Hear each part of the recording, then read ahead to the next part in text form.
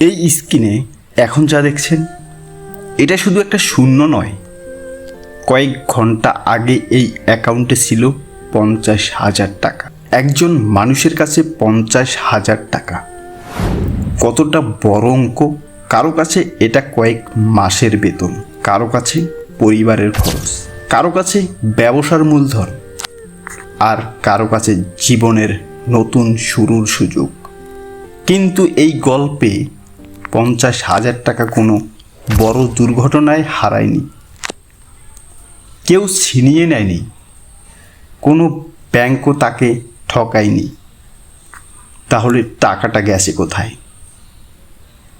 একটা সিদ্ধান্তের মাধ্যমে। তার সবচেয়ে ভয়ঙ্কর ব্যাপার হলো প্রতিটি সিদ্ধান্তের সময় সে ভেবেছিল সে আগের সিদ্ধান্তটা ঠিক করে ফেলেছে। একজন মানুষ মাত্র কয়েকদিনের ব্যবধানে 50,000 টাকা থেকে চলে গিয়েছিল শূন্যতে। কিন্তু এটা শুধু টাকা হারানোর গল্প নয়, এটা একটা মানুষের সিদ্ধান্ত নেওয়ার ক্ষমতা কিভাবে ধীরে ধীরে বদলে যায় সেই গল্প। সে ভেবেছিল আরেকবার খেললেই আগের টাকা উঠে আসবে, আর এই একটি বাক্য তাকে 50,000 থেকে শূন্য টাকায় নিয়ে গিয়েছিল। কিন্তু প্রশ্ন হচ্ছে, 50,000 টাকা হারানোর আগে তার মাথার ভেতরে আসলে কি চলছিল? আজ আমরা সেই জায়গায় ফিরে যাব, শূন্য থেকে শুরু করে নয়, শূন্য হওয়ার ঠিক আগের মুহূর্ত থেকে। তাহলে চলুন ভিডিওটা শুরু করা যাক।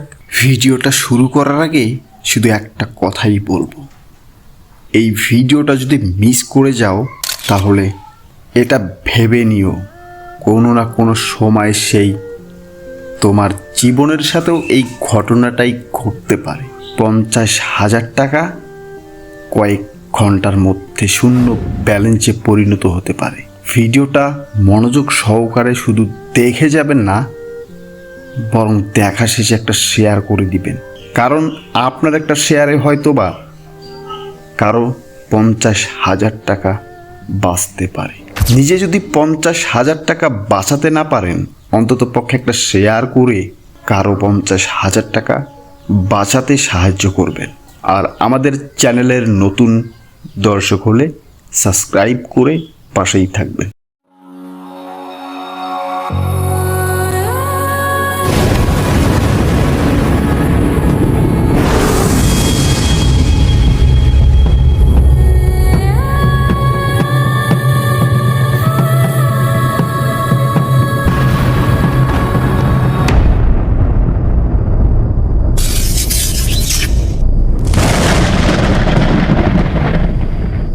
চ্যাপ্টার 1। এই 50,000 টাকা তার কাছে কি ছিল? আমার বন্ধু কেরামতের কথা মনে আছে না আপনাদের? কেরামতের কাছে এক সময় জমেছিল 50,000 টাকা। এই টাকা সে একদিনে পায়নি, কখনো 2,000 টাকা, কখনো 5,000 টাকা, কখনো বেতন থেকে বাঁচিয়ে, কখনো ছোটোখাটো কাজ করে। এভাবেই ধীরে ধীরে টাকা জমিয়েছিল।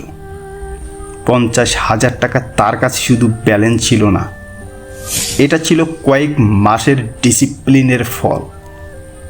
তার মাথায় ছিল একটা খুব অসাধারণ স্বপ্ন, এই টাকা দিয়ে এবার কিছু একটা শুরু করব, হয়তো ছোট্ট ব্যবসা, হয়তো প্রয়োজনীয় কিছু কেনা, হয়তো পরিবারকে সাহায্য করা।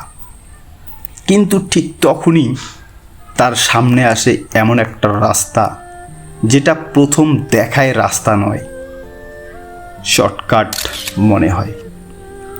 Online batting. প্রথমে সে এটাকে জুয়া হিসেবে দেখেনি। সে ভেবেছিল একটু খেলি, দেখি কি হয়, 100 টাকা দিয়ে তো কিছু হবে না। আর এখানেই শুরু হয় প্রথম ভুল।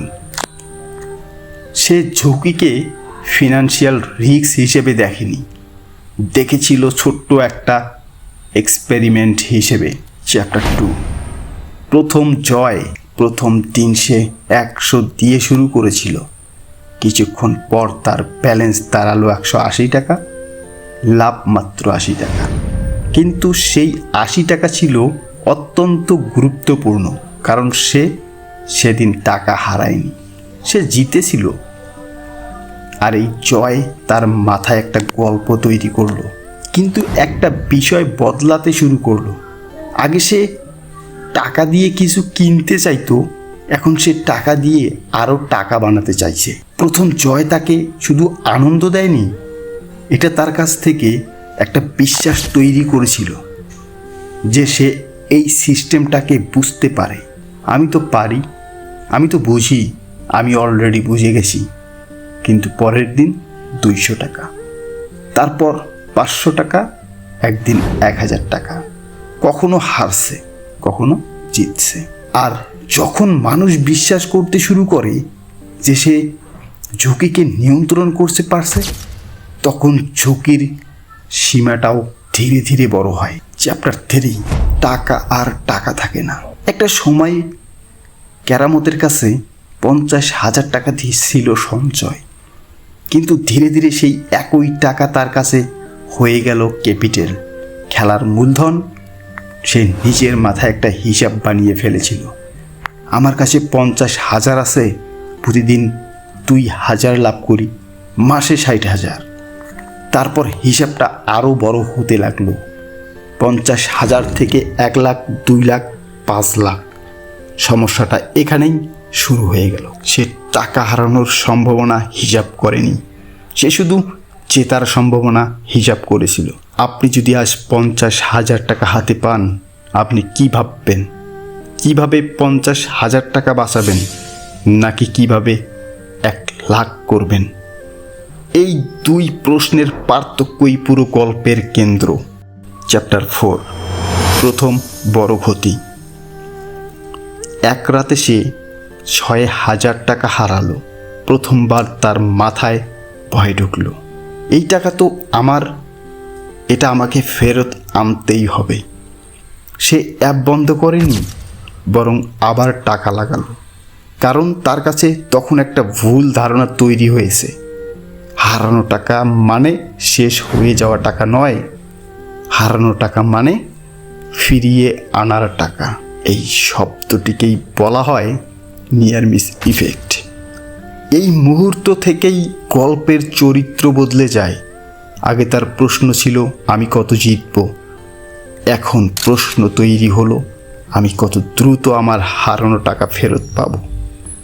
এই পার্থক্যটাই পরের সব সিদ্ধান্তকে বদলে দেয়।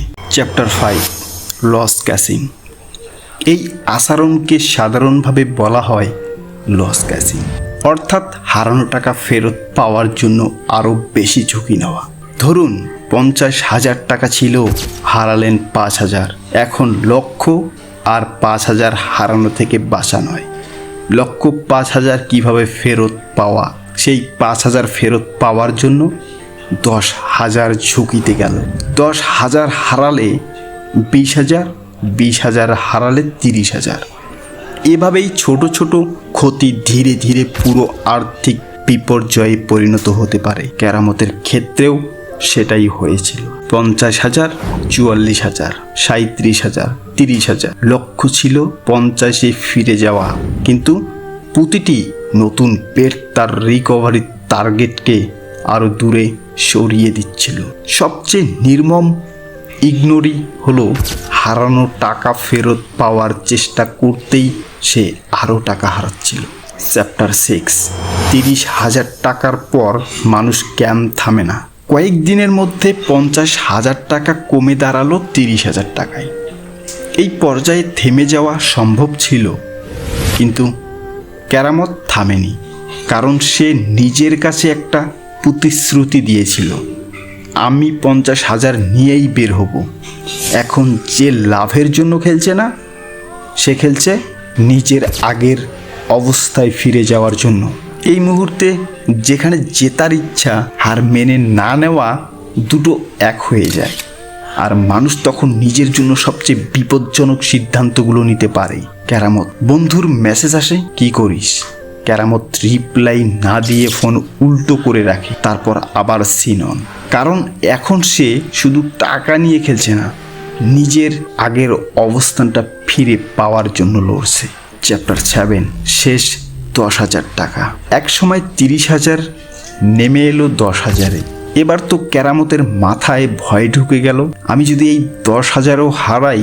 কিন্তু ভয় তাকে থামায়নি, বরং আরও বেশি ঝুঁকি নিতে বাধ্য করলো। কারণ তার মনে হচ্ছিল এখন আর হারানোর কি আছে, এটাই বিপজ্জনক পর্যায়। শেষ 10,000 টাকা হারানোর কয়েক সেকেন্ডে তার কাছে পুরো 50,000 টাকা ছিল শুধু একটা সংখ্যা 10,000। আর তার মাথায় ছিল একটা অসম্ভব লক্ষ্য, এটা দিয়ে আবার 50-এ ফিরবো। ডিপোজিট স্ক্রিন খুললো, আঙ্গুল থামলো, তারপর চাপ পড়লো, কনফার্ম।